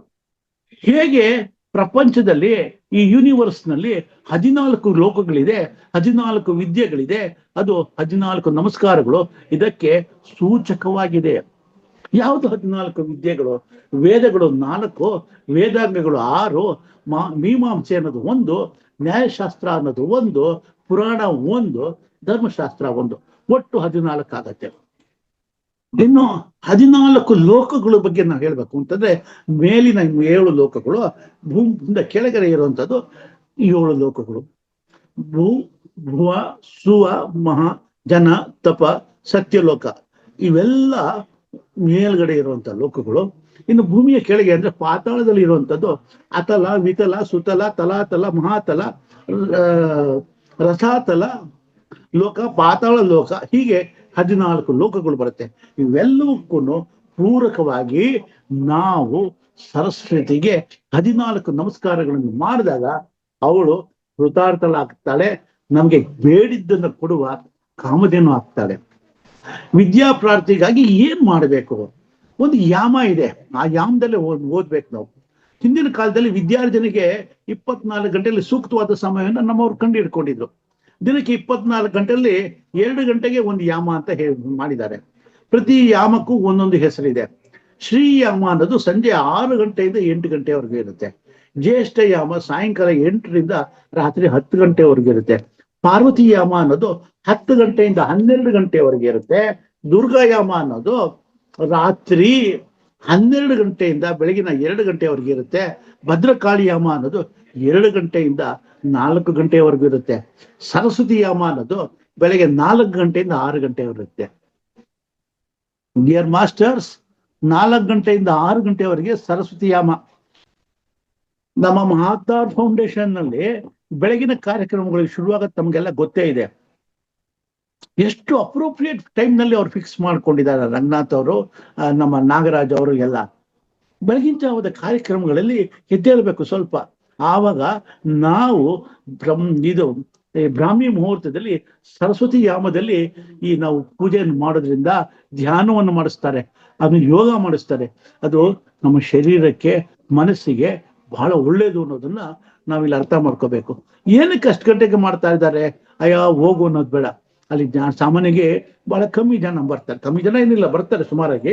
ಬಟ್ ನೀವೆಲ್ರಿಗೂ ನಾನು ಇವತ್ತು ಹೇಳ್ತಾ ಇದ್ದೀನಿ, ಬೆಳಗಿನ ಕಾರ್ಯಕ್ರಮಗಳಲ್ಲಿ ಫ್ರೀಯಾಗಿ ಸಿಗುವಂಥದ್ದು ಆ ಲಿಂಕ್ಗಳನ್ನ ತಗೊಂಡು ಹೋಗಿ ಅವ್ರ ಇಂಟೆನ್ಷನ್ ಏನು ನಿಮ್ಗೆ ಒಳ್ಳೇದು ಮಾಡೋದಿಕ್ಕೆ ಅಂತ. ಸೊ ರಾತ್ರಿ ಸ್ವಲ್ಪ ಬೇಗ ಮಲಕ್ಕೊಳ್ಳಿ, 10 ಗಂಟೆಗೆ ಮಲಗಿ. ಹಾಳಾದ ಸೀರಿಯಲ್ಗಳು ನೋಡೋದು ಬೇಡ, ಟಿವಿ ನೋಡೋದು ಆಫ್ ಮಾಡಿ. ರಾತ್ರಿ 10 ಗಂಟೆಗೆ ಮಲಕ್ಕೊಂಡ್ರೆ ಬೆಳಗಿನ ಜಾವಕ್ಕೆ ಅಲಾರಾಮ್ ಇಟ್ಕೊಳ್ಳಿ. 4 ಗಂಟೆಗೆ ಇದೇಳ್ತೀರ, ಕೈ ಕಾಲು ಮುಖ ತೊಳ್ಕೊಳ್ಳಿ, ಸ್ವಚ್ಛವಾಗಿ ಬನ್ನಿ, ನಿಮ್ಮ ಮೊಬೈಲ್ನ ಆನ್ ಮಾಡ್ಕೊಳ್ಳಿ, ಝೂಮ್ಗೆ ಹೋಗಿ ಪ್ರೋಗ್ರಾಮ್ಗಳನ್ನ ಅಟೆಂಡ್ ಮಾಡಿ, ಒಂದು 2 ಅವರ್ಸ್ ಕೂತ್ಕೊಂಡು ಧ್ಯಾನವನ್ನು ಮಾಡಿ, ಯೋಗವನ್ನು ಪ್ರಾಕ್ಟೀಸ್ ಮಾಡ್ಕೊಳ್ಳಿ. ನಿಮ್ಮನ್ನು ನೀವೇ ಸುಧಾರಿಸ್ಕೋಬಹುದು. ಆತ್ಮವಿಕಸನರಾಗಿ ದೇಹದಲ್ಲಿ ದೃಢತೆಯನ್ನ ಹೊಂದಿ ಅನ್ನೋದನ್ನ ನಾನು ಈ ಟೈಮ್ನಲ್ಲಿ ನಿಮ್ಗೆಲ್ಲ ವಿನಂತಿಸ್ಕೊಳ್ತಾ ಇದ್ದೀನಿ. ಇನ್ನು ಸರಸ್ವತಿ ಯಾಮಕ್ಕೆ ಇನ್ನೊಂದು ಹೆಸರೇನಪ್ಪಾ ಅಂದ್ರೆ ಬ್ರಾಹ್ಮಿ ಮುಹೂರ್ತ. ಈ ಬ್ರಾಹ್ಮಿ ಮುಹೂರ್ತದಲ್ಲಿ ಅಭ್ಯಾಸ ಮಾಡೋರು ಯಾರೇ ಆಗ್ಲಿ ಚಿರಕಾಲ ವಿದ್ಯೆಯನ್ನ ಜ್ಞಾಪಕದಲ್ಲಿ ಇಟ್ಕೋತಾರೆ. ಅದು ಪರ್ಮನೆಂಟ್ ಆಗಿ ಫಿಕ್ಸ್ ಆಗ್ಬಿಟ್ಟಿರುತ್ತೆ. ಶುಭ ಕಾಲಕ್ಕೆ ಬ್ರಹ್ಮ ಮುಹೂರ್ತ ಅಂದ್ರೆ ಬ್ರಾಹ್ಮಿ ಮುಹೂರ್ತ ಅಂತಾನೆ ಕರೆಯೋದು. ಈ ಸಮಯದಲ್ಲಿ ಮಿದುಳಿನ ಬಲಭಾಗದಲ್ಲಿ ನಿಗದಿತವಾದ ಗ್ರಂಥಿಯೊಂದು ಜಾಗೃತಾವಸ್ಥೆಯಲ್ಲಿರುತ್ತೆ. ಇದು ಕಲಿಕೆಯ ಸಾಮರ್ಥ್ಯವನ್ನ ಹೆಚ್ಚಿಸುತ್ತೆ ಅಂತ ಹೇಳ್ತಾರೆ. ಈ ಸಮಯದಲ್ಲಿ ಎಳ್ಳೆಣ್ಣೆ ಇಲ್ಲವೇ ಹಸುವಿನ ತುಪ್ಪದಿಂದ ದೀಪವನ್ನು ಬೆಳಗಿಸಿ ಓದೋ ಜಾಗದಲ್ಲಿ ಅದನ್ನು ಇಟ್ಟು ಓದೋದಕ್ಕೆ ಶುರು ಮಾಡೋದು ಬಹಳ ಒಳ್ಳೇದು ಅಂತ ಹೇಳ್ತೀವಿ ನಾವು. ಹಿಂದಿನ ಕಾಲದಲ್ಲಿ ವಿದ್ಯಾಭ್ಯಾಸ ಮಾಡ್ಬೇಕಾದ್ರೆ ಬ್ರಾಹ್ಮಿ ಮುಹೂರ್ತದಲ್ಲಿ ಶುಭ್ರವಾಗಿ ಕೈಕಾಲು ತೊಳೆದುಕೊಂಡು ತಲೆ ಬಾಚಿಕೊಂಡು ಓದಲು ಕೂತ್ಕೋತಾ ಇದ್ರು. ಬ್ರಾಹ್ಮಿ ಮುಹೂರ್ತದಲ್ಲಿ ಮಾಡುವ ಸಂಕಲ್ಪಗಳು ಘನವಾಗಿರುತ್ತದೆ. ಇದನ್ನು ನಮ್ಮ ಪುರಾಣ ಕಾಲದಲ್ಲಿ, ಇತಿಹಾಸ ಕಾಲದಲ್ಲಿ ಅಧ್ಯಯನಕ್ಕಾಗಿ ಋಷಿಮುನಿಗಳು ಕಂಡುಹಿಡಿದುಕೊಂಡಿದ್ದಂತ ಶುಭಗಳಿಗೆ ಅದನ್ನೇ ನಮ್ಮ ಮಹತ್ತಾರ್ ಫೌಂಡೇಶನ್ ಇವತ್ತಿಗೂ ಚಾಲ್ತಿಯಲ್ಲಿ ಇಟ್ಟಿದೆ.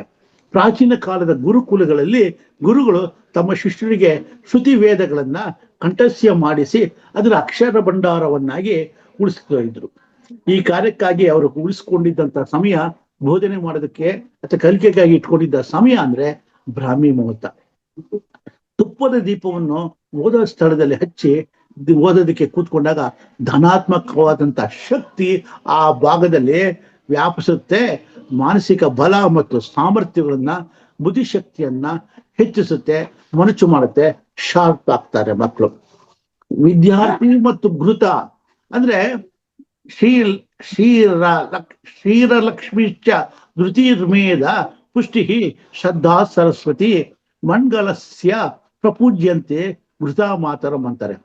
ಪರಮಾತ್ಮನ ಶಕ್ತಿಯು ಮುಖ್ಯವಾಗಿ ಶ್ರೀಲಕ್ಷ್ಮಿ, ಧೃತಿ, ಮೇಧ, ಪುಷ್ಟಿ, ಶ್ರದ್ಧಾ, ಸರಸ್ವತಿ ಈ ಎನ್ನುವ 7 ರೂಪಗಳಲ್ಲಿ ಆವೃತಗೊಂಡಿದೆ.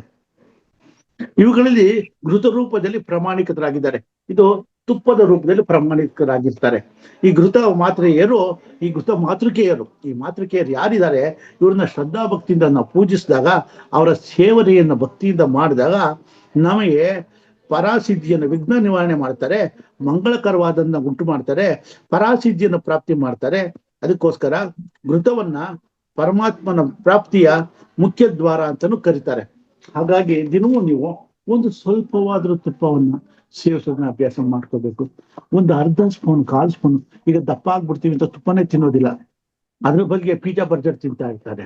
ಅದ್ರ ದಯವಿಟ್ಟು ತುಪ್ಪಕ್ಕೆ ಸ್ವಲ್ಪ ಗಮನ ಕೊಡಿ. ಅದ್ರ ಮೇಧಾಶಕ್ತಿಯನ್ನ, ಬುದ್ಧಿಶಕ್ತಿಯನ್ನ, ಜ್ಞಾನವನ್ನು ಕೊಡುವಂತ ಮುಖ್ಯವಾದಂತ ವಿಷಯ ಅಂತ ಹೇಳ್ಬೇಕು. ಹಿಂದಿನ ಕಾಲದಲ್ಲಿ ಋಷಿಮುನಿಗಳು ನಮ್ಮ ಬ್ರಾಹ್ಮಿ ಮುಹೂರ್ತದ ಬಗ್ಗೆ ಬಹಳಷ್ಟು ಹೇಳಿದಾಗೆ ಈಗ ವಿಜ್ಞಾನಿಗಳು ಕಂಡು ಹಿಡ್ಕೊಂಡಿದ್ದಾರೆ. ಬ್ರಾಹ್ಮಿ ಮುಹೂರ್ತದಲ್ಲಿ ಓಝೋನ್ ಲೇಯರ್ಸ್ ತುಂಬಾ ಚೆನ್ನಾಗಿ ಹರಡ್ಕೊಂಡಿರುತ್ತೆ, ಸ್ವಚ್ಛವಾಗಿರುತ್ತೆ. ಆ ಸಮಯದಲ್ಲಿ ಆಮ್ಲಜನಕ ಹೇರಳವಾಗಿರುತ್ತೆ. ನಮ್ಮವ್ರು ಆತರ ಹೇಳಲಿಲ್ಲ, ಬಟ್ ಇವರು ಇದನ್ನ ಈ ರೀತಿಯಾಗಿ ವಿಶ್ಲೇಷಣೆ ಮಾಡಿ ಕಂಡು ಹಿಡ್ಕೊಂಡ್ರು. ಆಮ್ಲಜನಕ ದೊರೆಯುತ್ತೆ, ಇಂತಹ ವಾತಾವರಣದಲ್ಲಿ ಸ್ನಾನ ಮಾಡಿ ಶುಚಿರ್ಭೂತರಾಗಿ ಕೂತ್ಕೊಂಡಾಗ ಒಳ್ಳೇದು ಅಂತ. ಅಶ್ವತ್ಥ ವೃಕ್ಷದ ಕೆಳಗೆ, ಬೇವಿನ ಮರದ ಕೆಳಗೆ ಕೂತ್ಕೊಂಡು ಓದಿದ್ರು ಬಹಳ ಒಳ್ಳೇದು ಅಂತ ಹೇಳ್ತಾರೆ. ಬೇವಿನ ಮರದ ಗಾಳಿ ಮೈಗೆ ತಗೊಳ್ಳೋದ್ರಿಂದ ಚರ್ಮ ವ್ಯಾಧಿಗಳು, ಸಕ್ಕರೆ ಕಾಯಿಲೆಗಳು ಬರೋದಿಲ್ಲ. ಅರಳಿ ಮರದ ಗಾಳಿ ಸೇವನೆ ಮಾಡೋದ್ರಿಂದ ಗರ್ಭಕೋಶದ ಸಮಸ್ಯೆಗಳು ದೂರ ಆಗುತ್ತೆ. ಜ್ಯೋತಿಷ್ಯ ಶಾಸ್ತ್ರದ ಪ್ರಕಾರ ರಾಹು, ಕೇತು, ಅಂಗಾರಕ ದೋಷಗಳು ಈ ಅರಳಿ ಮರದ ಸೇವನೆಯಿಂದ ನಿವಾರಣೆ ಆಗುತ್ತೆ ಅಂತ ಹೇಳ್ತಾರೆ. ಈ ಬ್ರಾಹ್ಮಿ ಮುಹೂರ್ತದಲ್ಲಿ ಓಜೋನ್ ಲೇಯರ್ ಬಹಳ ಮುಖ್ಯವಾಗಿರುತ್ತೆ ಅಂತ. ವಿದ್ಯೆ ಮಹತ್ವ ಹೇಳ್ಬೇಕು ಅಂತಂದ್ರೆ ಸಾವಿದ್ಯ ಯಾ ಮುಕ್ತಯೇ, ಅಂದ್ರೆ ಯಾವುದು ಮುಕ್ತಿಗೆ ದಾರಿ ಮಾಡೋಕ್ ಕೊಡುತ್ತೋ ಅದನ್ನೇ ವಿದ್ಯೆ ಅಂತ ಕರಿತೀವಿ ನಾವು. ನಮ್ಗೇನಾದ್ರು ಒಳ್ಳೇದ್ ಮಾಡುವಂಥದ್ದು. ಅಜ್ಞಾನದಿಂದ ಜ್ಞಾನದ ಲೋಕಕ್ಕೆ ಕರೆದೊಯ್ಯುವುದೇ ವಿದ್ಯೆ. ವಿದ್ಯೆ ಅಂದ್ರೆ ಜ್ಞಾನೇಶ್ವರಿ. ಅದರಿಂದ ವಿದ್ಯೆ ಕಲಿಯುವ ವ್ಯಕ್ತಿ ಕೆಟ್ಟವನಾದರೂ ಅವನಿಗೆ ದೈವಾನುಗ್ರಹ ಆಗುತ್ತೆ. ಹಾಗಾಗಿನೇ ಎಷ್ಟೋ ಕೆಟ್ಟ ವ್ಯಕ್ತಿಗಳಿರ್ತಾರೆ, ಜ್ಞಾನಿಗಳು, ಪಂಡಿತರು, ತಿಳುವಳಿಕೆ ಇರೋರು ಅಂತ, ಅವ್ರು ಅಡ್ಡದಾರಿಲೇ ಹೋಗ್ತಿರ್ತಾರೆ. ಬಟ್ ಅವ್ರು ಶ್ರದ್ಧೆ ತೋರಿಸಿರೋದು ವಿದ್ಯೆ ಮೇಲೆ. ವಿದ್ಯೆ ಮೇಲೆ ತೋರಿಸಿರೋದ್ರಿಂದ ಆಗಿ ಅವ್ರಿಗೆ ಅನುಗ್ರಹ ಸಿಗುತ್ತೆ. ಅಂದ್ರೆ ವಿದ್ಯೆ ಪಾರ್ಶಿಯಾಲಿಟಿ ಇಲ್ಲ. ಯಾರು ಶ್ರದ್ಧಾ ಭಕ್ತಿಯಿಂದ ಅರ್ಚಿಸ್ತಾರೆ, ಓ ಇವನು ಒಳ್ಳೆಯವನು, ಇವನು ಧಾರ್ಮಿಕ ಕಾರ್ಯ ಮಾಡೋನು, ಇವನು ಕೆಟ್ಟ ಕಾರ್ಯ ಮಾಡೋನು ಅಂತ ಏನ್ ಭೇದ ಇಲ್ಲ. ಎಲ್ರಿಗೂ ವಿದ್ಯೆ ಸಿಕ್ಕೇ ಸಿಗುತ್ತೆ. ಹಾಗಾಗಿ ನಾವು ವಿದ್ಯೆಯನ್ನ ಒಳ್ಳೆ ರೀತಿಯಲ್ಲಿ ಬಳಸ್ಕೊಳ್ಳೋಣ, ಒಳ್ಳೆ ರೀತಿಯಾಗಿ ತಿಳ್ಕೊಳ್ಳೋಣ ಅಂತ ನಾನು ಹೇಳ್ತೀನಿ. ಅಜ್ಞಾನದಿಂದ ಜ್ಞಾನದ ಲೋಕಕ್ಕೆ ಕರೆದೊಯ್ಯುತ್ತೆ ಈ ವಿದ್ಯೆ. ವಿದ್ಯೆ ಅಂದ್ರೆ ಜ್ಞಾನೇಶ್ವರಿ.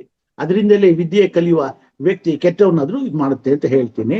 ಹಾಗೇನೆ ವಿದ್ಯಾವಂತನಾದವನು ತನ್ನಲ್ಲಿರುವ ವಿದ್ಯಾವಂತ ಜ್ಞಾನವನ್ನ, ಜ್ಞಾನವನ್ನ ಇತರರಿಗೂ ಕೊಡಬೇಕು, ಹಂಚಬೇಕು. ಇದನ್ನ ನಮ್ಮ ಮಹಾತ್ಮ ಫೌಂಡೇಶನ್ ಹೇಳ್ತಾ ಇರ್ತಾರೆ, ಜ್ಞಾನವನ್ನ ಹಂಚಿ ಅಂತ. ಈ ಜ್ಞಾನವನ್ನ ಹಂಚಿ ಅಂತ ಹೇಳೋದ್ರಿಂದ ಜ್ಞಾನವನ್ನ ನಾವು ಏನ್ ತಿಳ್ಕೊಂಡಿರ್ತೀವಿ ಅದು ಹಂಚೋದ್ರಿಂದ ನಮ್ಮ ಜ್ಞಾನ ಇನ್ನೂ ಹೆಚ್ಚು ವೃದ್ಧಿ ಆಗತ್ತೆ, ನಮ್ಗೆ ಅನುಗ್ರಹನೂ ಆಗುತ್ತೆ, ಅದು ಇನ್ನೂ 4 ಜನಕ್ಕೆ ಸಿಕ್ಕದಾಗತ್ತೆ, ಪುಣ್ಯದ ಕೆಲಸನೂ ಆಗತ್ತೆ ಅಂತ ಹೇಳ್ತೀನಿ. ವಿದ್ಯೆ ಮಹತ್ವದ ಬಗ್ಗೆ ಹೇಳ್ಬೇಕು ಅಂದ್ರೆ ವಿದ್ಯಾತುರಾಣಾಂ ನ ಸುಖ ನ ನಿದ್ರಹ. ಅಂದ್ರೆ ವಿದ್ಯಾರ್ಥಿ ಅದನ್ನು ಹೇಗಿರ್ಬೇಕು? ವಿದ್ಯಾ ಬುದ್ಧಿ ಜ್ಞಾನ ಬೇಕು ಅನ್ನೋರು ಸುಖ ನಿದ್ರೆ ಊಟ ನೀರು ಯಾವ್ದು ಬೇಕಾಗಿಲ್ಲ, ಎಲ್ಲ ಬಿಟ್ಬಿಡ್ಬೇಕು. ಪ್ರತಿ ಕ್ಷಣದಲ್ಲೂ ಹೇಳ್ತಾ ಇರ್ಬೇಕು ವಿದ್ಯೆ ಜ್ಞಾನ ಅಂತ ಹಂಬಲಿಸ್ತಾ ವಿದ್ಯೆಗೆ ಶರಣಾಗ್ಬೇಕು. ಜ್ಞಾನ ಪಿಪಾಸುಗಳಾಗಿರ್ಬೇಕು. ಯಾವ ಮಕ್ಕಳು ಈ ರೀತಿಯಾಗಿ ಕಲಿತಾರೋ ಅವ್ರು ಬಹಳ ಮುಖ್ಯ. ಸಮಾಜಕ್ಕೆ ದೇಶಕ್ಕೆ ಭೂಷಣರಾಗ್ತಾರೆ, ತುಂಬಾ ಒಳ್ಳೆಯದನ್ನು ಮಾಡ್ತಾರೆ. ಅಂದ್ರೆ ವಿದ್ಯೆ ಅನ್ನೋದು ಸಂಪತ್ತಿಗೆ ಸಮಾನವಾದದ್ದು. ಹಾಗೆ ಪರಸ್ಥಳದಲ್ಲಿ ವಿದ್ಯೆ ಅನ್ನೋದು ಮುಖ್ಯ. ಪರಸ್ಥಳದಲ್ಲಿ ವಿದ್ಯೆಯೇ ಧನ ಆಗತ್ತೆ ನಮ್ಗೆ. ಬರೀ ವಿದ್ಯೆ ಅನ್ನೋದು ಇದ್ರೆ ಪರಸ್ಥಳದಲ್ಲಿ ಅದರಿಂದಾನೇ ನಾವು ಒಂದಿಷ್ಟು ಧನ ಸಂಪಾದನೆಯನ್ನು ಮಾಡ್ಕೋಬಹುದು. ವಿಪತ್ ಕಾಲದಲ್ಲಿ ಬುದ್ಧಿನೇ ಧನ. ವಿಪತ್ ಕಾಲದಲ್ಲಿ ಇದ್ದಾಗ ಬುದ್ಧಿ ಅನ್ನೋದಿದ್ರೆ ನಾವು ಎಂತ ಕಷ್ಟದ ಸಮಯದಲ್ಲಿದ್ರು ಪಾರಾಗಿ ಬರ್ಬೋದು. ಪರಲೋಕದಲ್ಲಿ ಧರ್ಮವೇ ಮುಖ್ಯ, ಅದು ಧನ ಆಗತ್ತೆ ನಮ್ಗೆ. ಪರಲೋಕದಲ್ಲಿ ಅಂತಂದ್ರೆ ಆಧ್ಯಾತ್ಮಿಕ ಕ್ಷೇತ್ರಕ್ಕೆ ಬಂದಾಗ ಯಾರು ನಾವು ಧರ್ಮವನ್ನು ಸ್ಥಾಪಿಸ್ಕೋತೀವಿ, ಧರ್ಮದ ಪಾಲನೆಯನ್ನು ಮಾಡ್ತೀವಿ, ಆಧ್ಯಾತ್ಮಿಕದಲ್ಲಿ ನಮ್ಮನ್ನು ನಾವೇ ತೊಡಗಿಸ್ಕೋತೀವಿ, ಅದು ನಮಗೆ ಧನವಾಗಿ ನಮ್ಮನ್ನ ಕಾಪಾಡುತ್ತೆ, ನಮಗೆ ರಕ್ಷಣೆಯನ್ನ ಕೊಡುತ್ತೆ. ನಿಜವಾದ ವಿದ್ಯೆ ವ್ಯಕ್ತಿಯಲ್ಲಿ ವಿನಯವನ್ನು ತೋರಿಸುತ್ತೆ. ವಿದ್ಯಾ ದದಾದಿ ವಿನಯಂ ಅಂತ ಹೇಳ್ತಾರೆ. ಹಾಗೆ ವಿದ್ಯೆ ಅನ್ನೋದು ವಿನಯವನ್ನು ತೋರಿಸುತ್ತೆ. ಒಂದು ಮಗು ಸಂಸಾರದಲ್ಲಿ ಹುಟ್ಟಿದೆ ಅಂದ್ರೆ ಅದಕ್ಕೆ ಮನೆಯೇ ಮೊದಲ ಪಾಠಶಾಲೆ. ತಾಯಿನೇ ಗುರು. ತಾಯಿ ಮತ್ತು ಅಕ್ಕಪಕ್ಕದ ಮನೆಯವರುಗಳೇ ಅವ್ರಿಗೆ ವಿದ್ಯೆಯನ್ನು ಹೇಳ್ಕೊಡ್ತಾರೆ, ಕಲಿಕೆಯನ್ನ ಮಾಡ್ತಾರೆ. ಹಾಗೇನೆ ಸಂಸ್ಕಾರ, ನ್ಯಾಯ, ನೀತಿ ಇವೆಲ್ಲ ತಾಯಿ ಮನೆಯಿಂದ ಹೇಳ್ಕೊಡ್ಬೇಕು. ಆವಾಗ್ಲೇ ಅವ್ರ ಮೇಲಕ್ಕೆ ಬರೋದಕ್ಕೆ ಸಂತೋಷ ಆಗತ್ತೆ ಅಂತ ಹೇಳ್ತೀವಿ. ವಿದ್ಯಾವಿಹೀನ ಪಶು ಅಂದ್ರೆ ಯಾರು ವಿದ್ಯೆ ಇಲ್ಲದೆ ಇರೋ ಒಂದು ಪಶುಗೆ ಸಮಾನ ಅಂತ. ಇದನ್ನ ಮಹತ್ವನ ಮಕ್ಕಳಿಗೆ ನಾವು ಸಾರಿ ಹೇಳ್ಬೇಕು. ಅಪ್ಪ ಹಿಂದಿನ ಕಾಲದಲ್ಲಿ ಹೇಳ್ರು, ಓದಲ್ವೇನಾ, ಹೋಗ ಕುರಿ ಕಾಯೋದಕ್ಕೆ ಹೋಗು, ದನ ಕಾಯಕ್ ಹೋಗು ಅಂತ ಹೇಳೋರು. ಏನಕ್ಕೆ ಹೇಳ್ತಾ ಇದ್ದದ್ದು? ಅದು ಸಿಂಪಲ್ ಈಸಿ ಕೆಲಸ ಅಂತ ಅವ್ರು ಮಾಡೋದಕ್ಕೆ ಹೊರಟ್ಬಿಡ್ತಾರೆ ಅಂತ. ಮೈ ಬಗ್ಸ್ ಓದ್ಬೇಕು. ಅದನ್ನ ಮಕ್ಕಳಿಗೆ ಈಗ ನಾವು ಹೇಳಬೇಕು, ಅದನ್ನ ಮಾಡೋದಕ್ಕೆ ಇದ್ ಮಾಡ್ಬೇಕು ಅಂತ ಹೇಳ್ತೀನಿ. ಇನ್ನೊಂದು, ವಿದ್ಯಾರ್ಥಿ ಆದವನು ಹೇಗಿರ್ಬೇಕು, ಅವನ ಲಕ್ಷಣಗಳು ಹೇಗಿರ್ಬೇಕು? ಕಾಕಸ್ನಾನಂ ಬಕಾಧ್ಯಾನಂ ಶ್ವಾನ ನಿದ್ರಾ ತಥೈವಚ ಅಲ್ಪಹಾರಿ ಗೃಹತ್ಯಾಗಿ ವಿದ್ಯಾರ್ಥಿ ಪಂಚಲಕ್ಷಣಂ ಅಂತಾರೆ. ಯಾವುದು ಪಂಚಲಕ್ಷಣಗಳು? ಕಾಗೆ ಸ್ನಾನವನ್ನ ಕೆಲವೇ ಕ್ಷಣಗಳಲ್ಲಿ ಮಾಡುತ್ತೆ. ನಮ್ಮಲ್ಲಿ ಕೆಲವರು ಇರ್ತಾರೆ, ಅರ್ಧ ಗಂಟೆ ಬತ್ತಲ ಮನೆ ಬಾಗ್ಲು ಹಾಕೊಂಡು ಸ್ನಾನ ಮಾಡ್ಕೋತಾನೆ ಇರ್ತಾರೆ, ನೀರು ಸುರ್ಕೊಂಡು ಕೂತಿರ್ತಾರೆ. ವೇಸ್ಟ್. ಅದಕ್ಕೋಸ್ಕರ ಸ್ನಾನವನ್ನ ಕ್ಷಣದಲ್ಲಿ ಮಾಡ್ಕೊಂಡ್ ಬರ್ಬೇಕು. ಅಂದ್ರೆ ಬೇಗ ಮುಗಿಸ್ಕೋಬೇಕು. ಅದು ಹಾಗೆ ಸ್ವಚ್ಛವಾಗೇ ಇರುತ್ತೆ.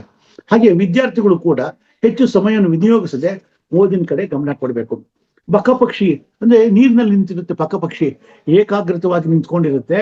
ಆವಾಗ ಬಕಪಕ್ಷಿ ಏಕಾಗ್ರತೆಯಿಂದ ನಿಂತಿರೋ ಚೂರು ಅಲ್ಲಾಡೋದಿಲ್ಲ. ಮೀನು ಬರ್ತಾ ಇದೆ ಅಂತ ಲಬಕ್ ಅಂತ ನುಗ್ಗಿ ಅದನ್ನ ತಗೊಂಡು ತಿನ್ನುತ್ತೆ. ಹಾಗೆ ಏಕಾಗ್ರತೆ, ಜ್ಞಾನವನ್ನು ತಿಳಿಯೋದಕ್ಕೆ ನಾವು ಏಕಾಗ್ರತೆಯನ್ನು ಬಳಸ್ಕೋಬೇಕು. ಅದಕ್ಕೆ ಹೇಳೋದು ಸೆನ್ಸ್, ಕಲೆಕ್ಟ್, ಅಡಾಪ್ಟ್, ನೋಟಿಫೈ ಅಂತ. ಸ್ಕ್ಯಾನ್. ಸೆನ್ಸ್ ನಾವು ಗ್ರಹಿಸ್ಬೇಕು, ಸ್ಕ್ಯಾನ್ ಹುಡುಕ್ಬೇಕು, ನಾವು ಬೇಕಾದ ಇನ್ಫಾರ್ಮೇಶನ್ ನಾವು ಹುಡುಕಿ ತಗೋಬೇಕು. ನಮ್ಮ ಜೀವನದಲ್ಲಿ ಅದನ್ನು ಅಡಾಪ್ಟ್ ಮಾಡ್ಕೋಬೇಕು. ನೋಟಿಫೈ, ಪ್ರಕಟಿಸಬೇಕು, ನಾನು ಅನ್ನ ಹಂಚಬೇಕು, ಇತರರಿಗೆ ಕೊಡಬೇಕು ನಾವು. ಆವಾಗಲೇ ಇದೆಲ್ಲ ಒಳ್ಳೇದಾಗೋದು. ಹಾಗೆ ಅದೇ ರೀತಿಯಾಗಿ ವಿದ್ಯಾರ್ಥಿಗಳು ಏಕಾಗ್ರತೆ ಕಲಿಯೋದಕ್ಕೆ ಇದು ಸಹಾಯ ಮಾಡುತ್ತೆ. ಶ್ವಾನದಂತೆ ನಿದ್ರೆ ರಾತ್ರಿ ಹೊತ್ತು ಮಲಗಿರುತ್ತೆ ನಾಯಿ, ಸ್ವಲ್ಪ ಎಲ್ಲ ಶಬ್ದ ಬರುತ್ತಂತ ಎದ್ದು ಬಿಡುತ್ತೆ. ಹಾಗೆ ನಾವು ಅಷ್ಟೇನೆ, ಮಕ್ಕಳು ಗೊರಕೆ ಹೊಡಿತಾ ಮಲಗಿರ್ಬಾರ್ದು, ಎಚ್ಚರವಾಗಿರ್ಬೇಕು. ಅವೇರ್ನೆಸ್ ಯಾವಾಗ್ಲೂ ನಮ್ಮ ಮನಸ್ಸಿನಲ್ಲಿ ನಾನು ಓದ್ಬೇಕು, ನಾನು ಬ್ರಾಹ್ಮಿ ಮುಹೂರ್ತದಲ್ಲಿ ಹೇಳ್ಬೇಕು, ಓದ್ಬೇಕು ಅನ್ನೋದು ಮನೆ ಟ್ಯೂನ್ ಮಾಡ್ಕೊಂಡಿದ್ರೆ ಖಂಡಿತ ಆಟೋಮೆಟಿಕ್ ಆಗಿ ಎದ್ಬಿಡ್ತೀವಿ. ಒಂದು ಸೂಪರ್ ಲೇಯರ್ ನಲ್ಲಿ ನಿದ್ರೆ ಮಾಡ್ತಿರ್ತೀವಿ, ಡೀಪ್ ಸ್ಲೀಪ್ಗೆ ನಾವು ಹೋಗೋದಿಲ್ಲ. ಆ ಒಂದು ಇದನ್ನ ನಾವು ಇಟ್ಕೊಂಡಾಗ ಖಂಡಿತ ವಿದ್ಯೆ ಸಾಧನೆ ಮಾಡ್ಕೊಡೋದಕ್ಕೆ ತುಂಬಾ ಅನುಕೂಲ ಆಗುತ್ತೆ ಅಂತ ನಾನು ಹೇಳ್ತೀನಿ. ಅದೇ ರೀತಿಯಾಗಿ ಇನ್ನೊಂದು ಹೇಳ್ಬೇಕು ಅಂತಂದ್ರೆ,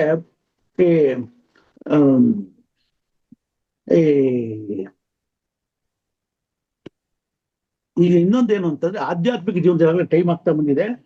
ಆಧ್ಯಾತ್ಮಿಕ ಜೀವನದಲ್ಲಿ 2 ವಿದ್ಯೆಗಳ ಬಗ್ಗೆ ನಾನು ಹೇಳಲೇಬೇಕು. ಒಂದು ಪರವಿದ್ಯೆ, ಅಪರವಿದ್ಯೆ. ಪರವಿದ್ಯೆ ಅಂದ್ರೆ ಅಮೃತತ್ವದ ಕಡೆಗೆ ನಮ್ಮನ್ನು ಕರೆದುಕೊಂಡು ಹೋಗುವಂಥದ್ದು. ಯಾವುದು? ಧ್ಯಾನ, ಸಮಾಧಿ, ಕೃಪೆ.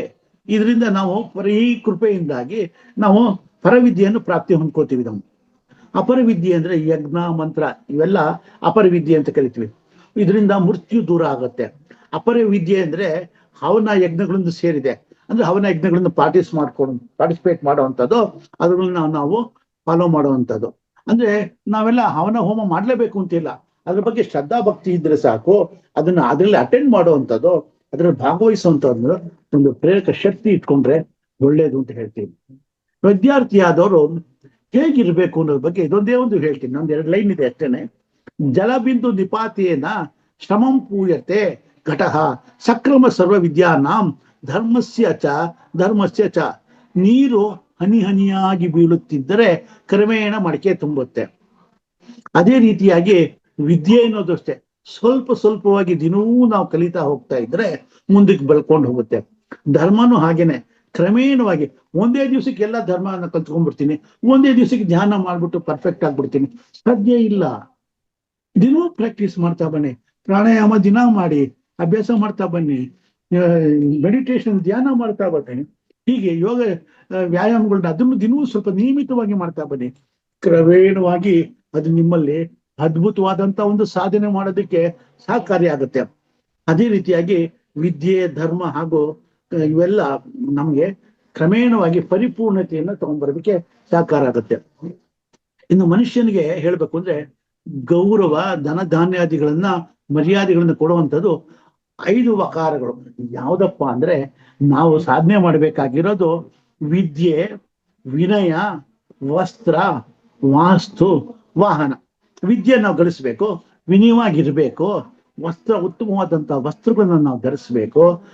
ವಾಸ್ತು ಅಂದ್ರೆ ಮಕ್ಕಳು ಓದೋ ಜಾಗ ಅಥವಾ ಮನೆಯಲ್ಲಿ ಇರುವಂತ ಜಾಗನ ಕ್ರಮಬದ್ಧವಾಗಿ ಶಿಸ್ತುಬದ್ಧವಾಗಿ ಇಟ್ಕೋಬೇಕು. ಹೇಗೆ? ನಾವು ಓದೋ ಸ್ಥಳ ಮಕ್ಕಳನ್ನ ಪಶ್ಚಿಮ ದಿಕ್ಕಿನಲ್ಲಿ ಕೂರಿಸ್ಬೇಕು, ಪೂರ್ವಾಭಿಮುಖವಾಗಿ ಇಲ್ಲ ಉತ್ತರಾಭಿಮುಖವಾಗಿ, ಈಶಾನ್ಯ ಮುಖವಾಗಿ ಕೂತ್ಕೊಂಡು ಓದ್ಬೇಕು. ಮುಂದ್ಗಡೆ ಸ್ಥಳ ಇರಬೇಕು, ಕಿಟಕಿಗೆ ಎದುರಾಗಿ, ಕಿಟಕಿ ಮುಂದೆನೆ ಕೂರಿಸ್ಬಿಡೋದು ಮಕ್ಕಳನ್ನ. ಅವ್ನು ಕೂತ್ಕೊಂಡು ಓದ್ತಾ ಇರ್ತಾನೆ, ಟೇಬಲ್ ಹಾಕ್ಬಿಟ್ಟು, ಜಾಗ ಸ್ಪೇಸ್ ಉಳಿಯುತ್ತೆ ಅಂತ. ಕಿಟಕಿಗೆ ಎದುರಾಗಿ ಕೂತ್ಕೋತಾನೆ, ಓದ್ತಾ ಇರ್ತಾನೆ, ಮನಸ್ಸು ಎಲ್ಲೋ ಇರುತ್ತೆ. ಬೆಳಗ್ಗೆಯಿಂದ ಸಾಯಂಕಾಲದವರೆಗೂ ಕೂತಿರ್ತಾನೆ, ಮನಸ್ಸು ಎಲ್ಲೋ ವೇವರಿಂಗ್ ಮೈಂಡು, ಓದೋದೇ ಇಲ್ಲ. ಏನ್ ನನ್ನ ಮಗ ಓದಿ ಇಟ್ಟ, ಸ್ಕೂಲಲ್ಲಿ ಯಾಕೋ ಸರಿಯಾಗಿ ಮಾರ್ಕ್ಸೇ ಕೊಡ್ಲಿಲ್ಲ ಅಂತ ಅನ್ಕೋತೀವಿ ನಾವು. ಗೋಡೆಗೆ ಒರೆಸ್ಬಿಟ್ಟು ಟೇಬಲ್ ಅದ್ರ ಮುಂದೆ ಕೂರಿಸ್ಬಿಟ್ಟು ಓದಿದ್ರೆ ಬೌನ್ಸ್, ಬ್ಲ್ಯಾಂಕ್, ಅದು ಏನು ಇಲ್ಲ ಅಲ್ಲಿ. ಅದಕ್ಕೆ ಪಶ್ಚಿಮ ದಿಕ್ಕಿನಲ್ಲಿ ಕೂರಿಸ್ಬೇಕು. ಅಂದ್ರೆ ಆ ರೂಮಿನ ಪಶ್ಚಿಮ ಭಾಗದಲ್ಲಿ ಕೂತ್ಕೋಬೇಕು. ಮುಂದಕ್ಕೆ ಜಾಗ ಇರಬೇಕು, ಕೂತ್ಕೊಳ್ಳೋಂತ ಜಾಗ ಯಾವ್ದಿರ್ಬೇಕು? Table, chair ಮರದ್ದಿರ್ಬೇಕು. ಮರದ ಚೇರು, ಮರದ ಟೇಬಲ್ ಮೇಲೆ ಕೂತ್ಕೊಂಡು ಓದಿದ್ರೆ ಬಹಳ ಬೇಗ ಹಿಡಿಯುತ್ತೆ. ಕಬ್ಬಿಣದ ಚೇರು, ಫೋಲ್ಡಿಂಗ್ ಕಬ್ಬಿಣದ ಟೇಬಲ್ಗಳಲ್ಲಿ ಇಟ್ಕೊಂಡು ಓದ್ತಾರೆ ಮಕ್ಕಳು. ಅದೆಲ್ಲ ಮಾಡಿಸ್ಬೇಡಿ, ಅದು ಒಳ್ಳೇದಲ್ಲ ಅಂತ ಹೇಳ್ತೀವಿ. ಅಂತದ್ದು ಇವೆಲ್ಲ ಮಾಡ್ಕೊಳ್ಳೋದ್ರಿಂದ ತುಂಬಾ ಒಳ್ಳೇದು ಅಂತ ಹೇಳ್ತೀವಿ. ಆಮೇಲೆ ವಾಸ್ತುವಿನಲ್ಲಿ ಹೇಳ್ಬೇಕು ಅಂತ, ಹಂಸವು ಸರಸ್ವತಿಯ ವಾಹನ. ಈ ಸರಸ್ವತಿಯ ಪ್ರತೀಕನೇ ಹಂಸ ಅಂತಾನೆ ಕರಿತೀವಿ. ಅದಕ್ಕೋಸ್ಕರ ಹಂಸದ ಒಂದು ಪಟ ಅಥವಾ ಹಂಸದ ಒಂದು ವಿಗ್ರಹವನ್ನ ಮಕ್ಕಳು ಓದೋ ಕೋಣೆಯಲ್ಲಿ ಇಟ್ರೆ ಏಕಾಗ್ರತೆಯಿಂದ ಬರೋದಕ್ಕೆ ಸಹಾಯ ಮಾಡುತ್ತೆ.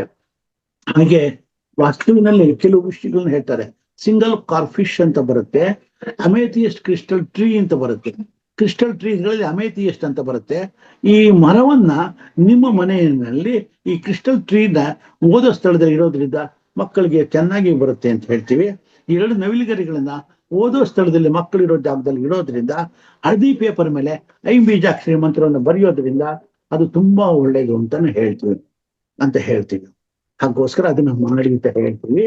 ಹಾಗೇನೆ ಭಗವತಿ ಸರಸ್ವತಿ ಕೊನೆಯಲ್ಲಿ ಇಷ್ಟು ಹೇಳಿ ನಿಮ್ಗೆ ನನ್ನ ಮಾತನ್ನು ಮುಗಿಸ್ತಾ ಇದ್ದೀನಿ. ನಮ್ಮ ಭಗವತಿ ಸರಸ್ವತಿ ನಮ್ಮನ್ನ ಕಾಪಾಡ್ಲಿ. ಅವಳು ಮಲ್ಲಿಗೆ, ಚಂದ್ರ ಮತ್ತು ಹಿಮದಂತೆ ಬೆಳ್ಳಗಿದ್ದು ಶ್ವೇತ ವಸ್ತ್ರಗಳನ್ನು ಧರಿಸಿದ್ದಾಳೆ. ವೀಣಾಪಾಣಿಯಾಗಿ ಬಿಳಿಯ ತಾವರೆ ಮೇಲೆ ಕುಳಿತಿದ್ದಾಳೆ. ಬ್ರಹ್ಮ ವಿಷ್ಣು ಮಹೇಶ್ವರ ಮೊದಲಾದ ದೇವತೆಗಳಿಂದ ನಿತ್ಯವೂ ಪೂಜಿತಲಾಗಿದ್ದಾಳೆ. ಎಲ್ಲಾ ಜಾಡ್ಯಗಳನ್ನು ದೂರ ಮಾಡಿ ಜ್ಞಾನವನ್ನು ನೀಡುವಂತಹ ದೇವತೆ ಆಗಿದ್ದಾಳೆ. ಅಂತಹ ದೇವತೆಗೆ ಮಹತ್ತಾರ್ ಫೌಂಡೇಶನ್ಗೆ ಹಾಗೂ ಎಂದು ನೆರೆದಿರುವಂತ ಎಲ್ಲ ಸಮಸ್ತ ಬಂಧುಗಳಿಗೆ, ಆತ್ಮ ಬಂಧುಗಳಿಗೆ, ಮಾಸ್ಟರ್ಸ್ಗೆ ಎಲ್ಲರಿಗೂ ಸರಸ್ವತಿ ಅನುಗ್ರಹಿಸಲಿ. ಇದನ್ನ ವಿಷಯವನ್ನ ತಾವೆಲ್ಲ ಗ್ರಹಿಸಿ ಮುಂದಕ್ಕೆ ಸರಸ್ವತಿ ಆರಾಧನೆಯಲ್ಲಿ ತೊಡಗಬೇಕು ಅಂತ ನಾನು ಪ್ರಾರ್ಥನೆ ಮಾಡ್ಕೋತೀನಿ. ಧನ್ಯವಾದಗಳು. ಈ ಮಹತ್ತಾರ್ ಫೌಂಡೇಶನ್ಗೆ ಈ ಒಂದು ಕೆಲಸ ಮಾಡೋದಕ್ಕೆ, ಒಂದು ಪುಟ್ಟ ಕೆಲಸ ನಡೆಸ್ಕೊಡೋದಕ್ಕೆ ನನ್ಗೆ ಅವಕಾಶ ಮಾಡಿಕೊಟ್ಟಿದ್ದಕ್ಕೆ ನಾನು ಚಿರಋಣಿಯಾಗಿದ್ದೇನೆ. ನಮಸ್ಕಾರ ಅಮ್ಮ.